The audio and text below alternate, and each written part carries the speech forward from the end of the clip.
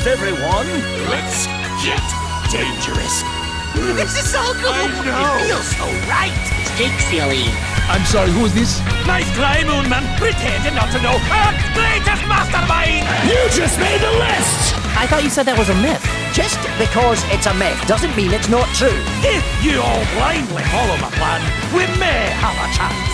Sure, we talk about it all the time. Really? No, burn.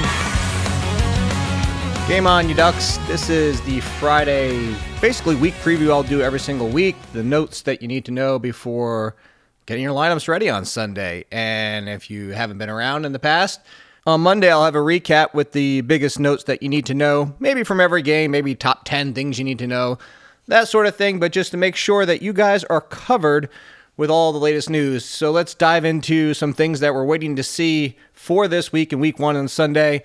Actually, you know what? Before we do that, let's recap Thursday Night Football. And I know Dak Prescott didn't throw any touchdowns. A little bit of disappointing game there, especially the fact that Javonte Williams, we'll get to him in a minute, but scored 2 touchdowns. I actually thought Dak played pretty well. Some encouraging signs from the fact that he wasn't great last year before the injury. And I know, like I said, I know he didn't get any touchdowns, but against that defense, even without Carter getting ejected at the beginning, that secondary is still worrisome enough. They did a good job shutting down George Pickens for most of the game. I thought Dak played well. I'm encouraged to have Dak on my team again.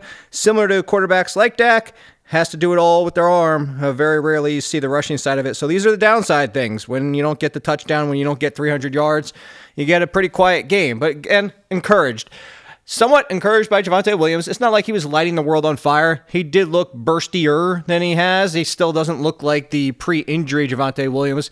But, it's kind of a Joe Mixon situation from last year. If he's getting the bulk of the carries, Jaden Blue was inactive. So if he's going to be out there as the bell cow-ish, we're 60%, 65%.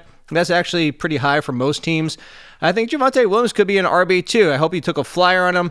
I will say this, if you have some Cowboys fans in your league and you're thinking of selling high, he is at least a sell high candidate. I'm not sure you'll get top 20 value for Javonte, but if you do, flip him. I do think Jaden Blue is going to be an issue before long, and Miles Sanders, one big run, really, actually had a catch for negative yards.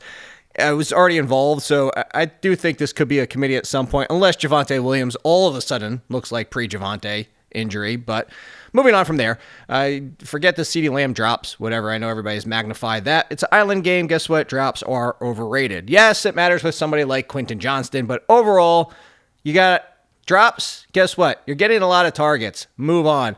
Speaking of moving on, the Eagles, wow.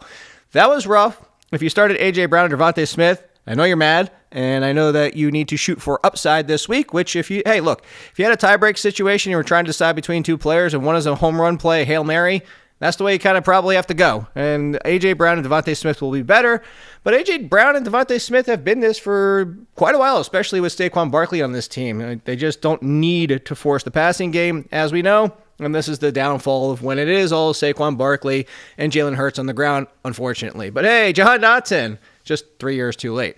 Let's move on to the injuries. That's what I was talking about before. Malik Neighbors popped up. They don't sound concerned, that being the Giants. You got to play him if he plays.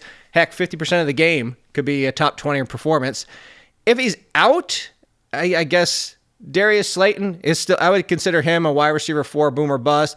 Wan'Dale Robinson would get a bump into probably reliability. And hey, Theo Johnson was interesting before. Definitely interesting if there's no Malik Neighbors. For the Packers, Jayden Reed, this foot issue, sounds like he's going to play. I don't think I could trust him. This is somebody that we were frustrated with the Packers last year, not really giving any of their wide receivers 70, 80% of the routes, and I don't see that happens for Jayden Reed.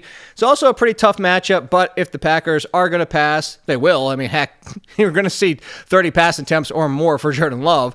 I do like Matthew Golden. I do have him as a wide receiver 3 play with upside for more. He'd probably be the only one I would trust. Actually, going back to the boomer bust, if you need Romeo Doubs as a boomer bust, the one big play, and especially for a touchdown, that's the upside that you can get from him.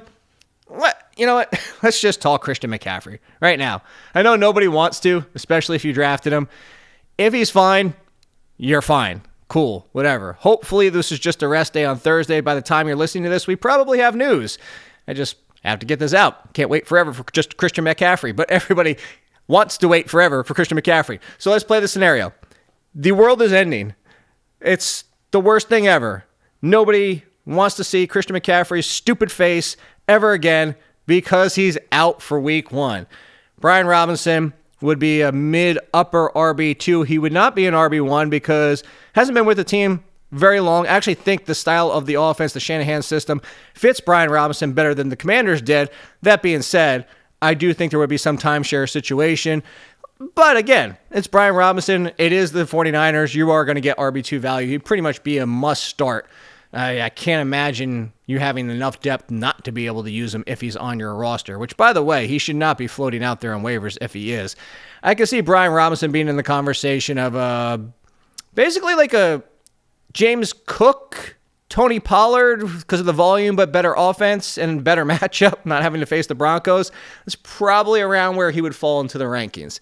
His teammate, Juwan Jennings, another one sounds like that he was kind of nursing this injury to get that contract, which he got. Sounds like Jennings should be good to go. I would still play Pearsall over him in week 1, but they are super close in the rankings, especially because Vic Tafur for The Athletic, I don't hope he's right, but I mentioned that before.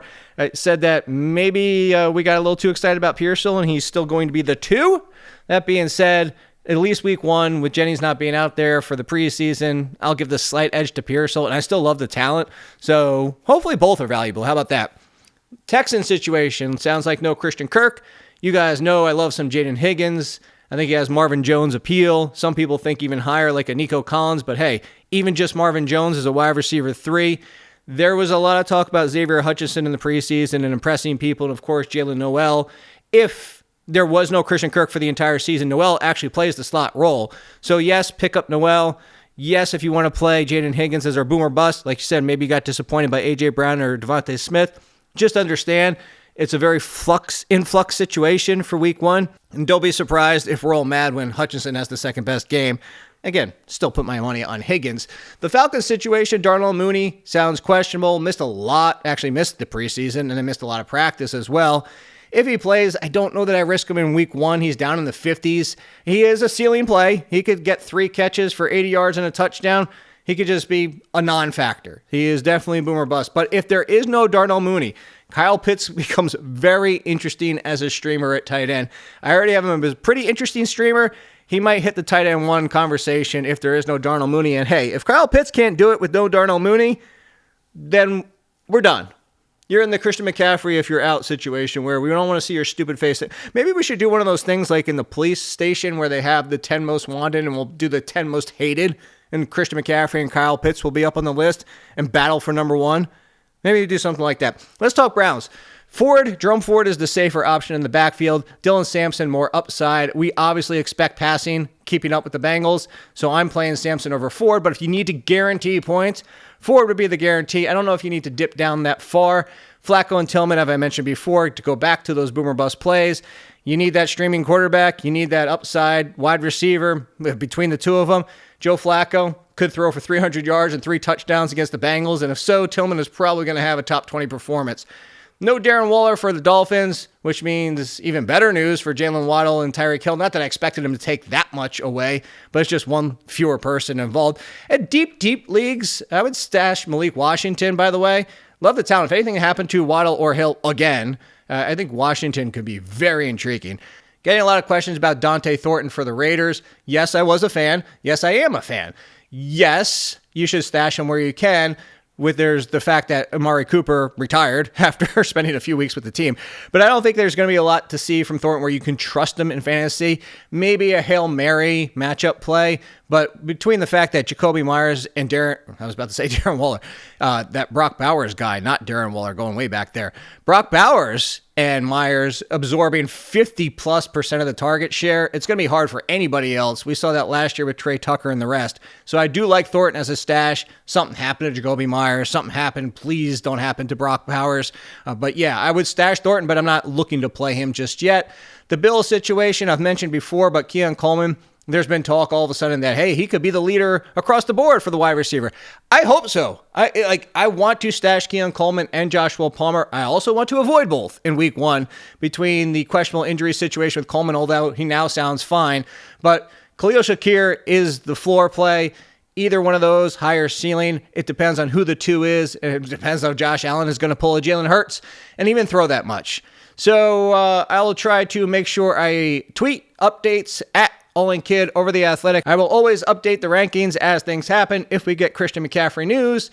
And yeah, good luck in week 1. Hopefully you avoided the landmine of Thursday Night Football from the Eagles side, well, the Eagles receivers. But don't forget to tweet me and let me know that you told at least 3 people on our system. 3 people. Just tell 3 people to sign up and listen to the podcast, and you'll be entered to the Madden contest. Like I said, I have a PS5 and an Xbox code to give away next week, and I will let next week's Wednesday guest announce it. Fun times. Great taste. Less filling. Don't know what I'm talking about. And you know what? One time I saw an advertisement for a television on sale for $100, volume stuck on full. You know what I thought to myself? I can't turn that down.